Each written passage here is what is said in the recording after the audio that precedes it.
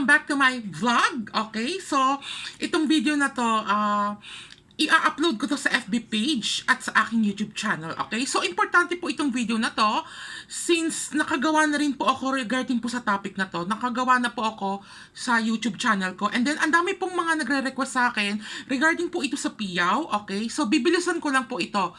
Nanghihingi po sila ng mga guidelines. Yung kompletong guidelines kung ano yung mga dapat gawin bago isuot, yung mga do's and don'ts. So, itong video na to, gagawa ulit ako para sa aking FB page and then para sa YouTube ko. Pero dati nakagawa na ako nito. Pero ito ngayon yung pinakabuod, yung pinaka-full guidelines po. Lalong-lalo na kung kayo po may piyaw, bracelet, na naibili nyo na po sa akin, na nakabili po kayo sa akin. Okay? Again, uulitin ko po, itong full guidelines po na ito, ina-applicable lang po ito. Ina-apply lang po ito sa mga piyaw bracelet na dumaan sa cleansing bowl at activation bell under the name and birthday ng kung sino man yung owner. Okay, malinaw po. Ngayon, kung hindi po iyan dumaan, yung piyaw bracelet nyo, halimbawa, binili nyo sa Shopee, sa Lazada, or hindi kayo sure kung hindi talaga siya dumaan sa Bless or sa pag-activate, hindi nyo na po kailangan sundin yung mga guidelines. Okay, yung kumpletong guidelines. So ngayon, sasabihin ko na po sa inyo yung kumpletong guidelines kasi paulit-ulit na lamang po ano ba yung mga bawal? Although naiintindihan ko naman, syempre karapatan nyo naman yon para malaman yung mga dapat gawin bago isuot, saang kamay, ano ba dapat gawin bago siya isuot, yung mga do's and don'ts. Okay, so simulan na po natin. Okay, kung kayo po may bagong piyaw bracelet, halimbawa po, kukuha po tayo ng ayan. Halimbawa, ito, box na to, may piyaw bracelet. Siyempre, bubuksan nyo na.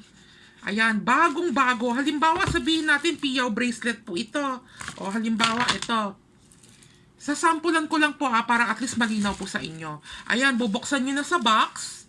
Yung piyaw bracelet, yung bago nyong bili sa akin. Okay?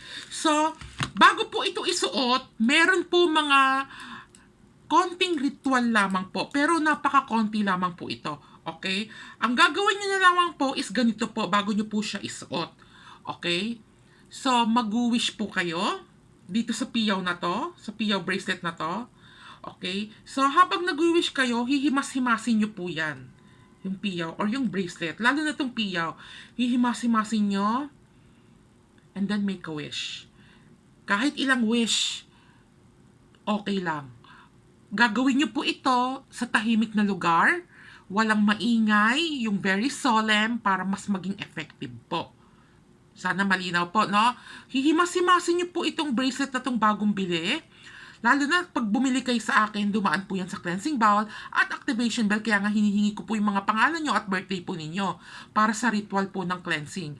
Okay? And then pag nahimas-himas nyo na to, make a wish. And then after that, gaganito ninyo. And then magbo-blow kayo ng 3 times.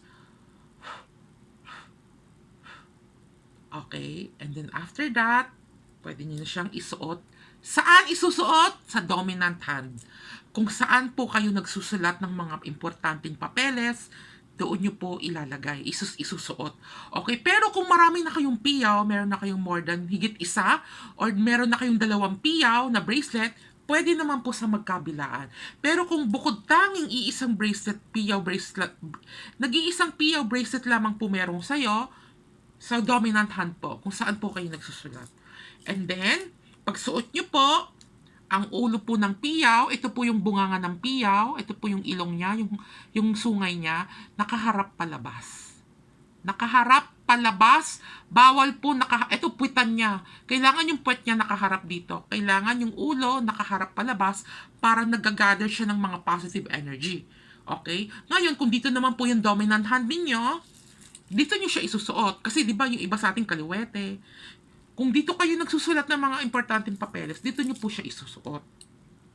Again, yung ulo ng piyaw dapat nakaharap palabas. Yung puwet niya nakaharap sa'yo. Okay? Para nag-a-absorb siya ng mga positive energy. Okay? So, ganun lamang po siya kasimple. So, ano po yung mga do's and don'ts?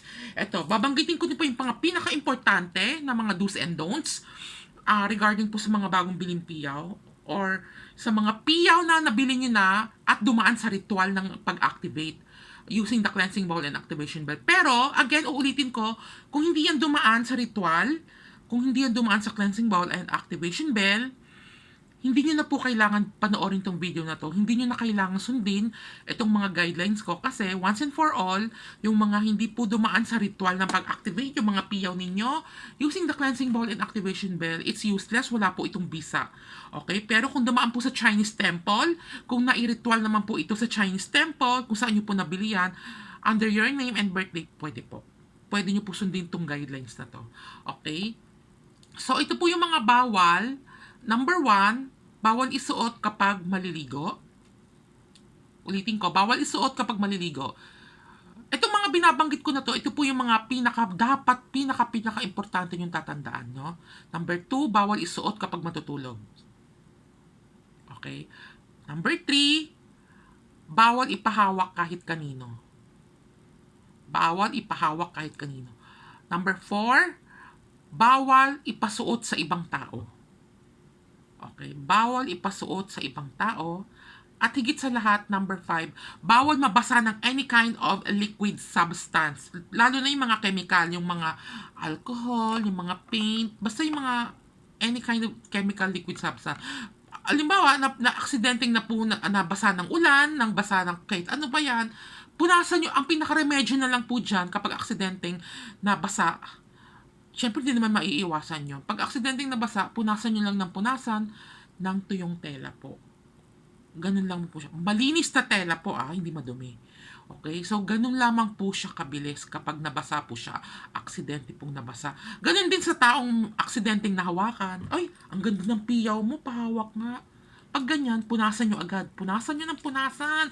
Pwede sa damit, basta malinis yung damit nyo. Kung alam nyo malinis yung damit nyo, yung pagpupunasan nyo, okay lang. Okay, punasan nyo ng punasan. Pero wag nyo po talaga ipapasuot to kahit kanino. Okay? So ngayon may mga magtatanong sa akin, paano yan? Nasuot ko na yung bracelet ko. Ang tagal ko na nasuot. Ngayon ko lang nalaman. Pwede nyo naman po gawin ulit yung wish. Tanggalin nyo ulit. Pumunta kayo sa isang solemn na lugar, sa tahimik na lugar. And then gawin nyo po yung ginawa ko. Okay? Kahit nasuot nyo na po yan, nas hindi nyo nagawa yung ritual, yung mag-wish kayo, pwede nyo tanggalin ulit. Gawin nyo ng 3 beses. 3 beses sa 3 araw. 3 magkakasunod na araw, gawin nyo po yan. Mag-wish kayo, himas-himasin nyo, mag-wish kayo. And then, blow. 3 times yung pag-blow. And then, isuot nyo na po. Kahit ilang wishes is okay. So, sana po naging malinaw po tong video na to kasi halos pa ulit-ulit po yung mga tanong sa akin na ano ba yung mga dapat gawin, saan ba siya isusuot, paano ba yung tamang pagsuot, paano ba yung mga do's and don'ts, paano kung nahawakan ni ganito, ni ganyan, paano kung nabasa. So, ito na po yung complete guidelines po. Para papanoorin nyo na lamang po, okay? And then, doon sa mga bumili na sa akin, maraming salamat po sa inyo, sa tiwala. Thank you so much for your trust. At doon sa mga gustong mag-inquire sa aking mga products, especially mga piyaw, just visit my FB page. It's Cosmic Gemstones. Okay, and doon na po lahat ng items ko. Doon na lang po kayo mag-PM sa aking messenger. Thank you so much. At sana po naintindihan nyo po itong video na to. Okay, so kung may mga nakalimutan pa ako, gagawa na lang ako ng panibagong vlog. Okay, so maraming salamat po again sa lahat ng mga bumili sa akin, sa mga nagtangkilik. Thank you so much from the bottom of my heart.